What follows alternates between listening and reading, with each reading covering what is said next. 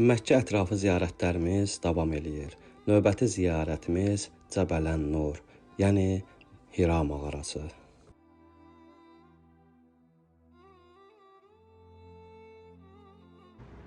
Peyğəmbər 40 yaşından əvvəl gizli ibadətlərini gəlib bu dağda eləyərdi, Nur dağında. Xüsusi gizli ibadətlərini və o yeri Allahdan başqa 3 nəfər bilirdi. Gizli eləyirdi biri Peyğəmbər. Biri özüydü, biri yanında hərdən bir gətirirdi. Kim idi? Həzrət İmam Əli əleyhissalam Körpəlikdən. İmam Əli baxın, Körpəlikdən Peyğəmbərin yanında olub gizli vaxtları.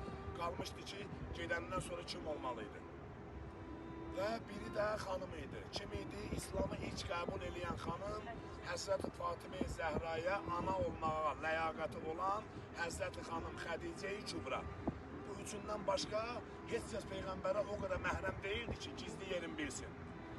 Həzrət Peyğəmbər 40 yaşında yenə gizli ibadətlərini elədiyi vaxtda heç vaxtı eşitmədiyi bir səs eşidir. O səsdə belədir. Bir söz gəlir, İqra. İqra, ərəb sözüdür, əmr formasındadır. Bizim dildə mənası oxu deməkdir. İqra, yəni oxu. Peyğəmbər məəttəl qalır. Kim var burada? Burada məndən başqa heç kim olmamalıydı. Bu səs kimdir danışan? Heç bir mələk birinci dəfə daxı nazil olur. Yenə o səs gəlir ki, İqra bismi rabbikəlləzi xaləq. Oxu səni yaradan Rəbbimin adı ilə Peyğəmbərə. Peyğəmbər bilir artıq ki, Həzrəti Cəbrail mələkdir. 4 ən böyük əsas mələkdən biri.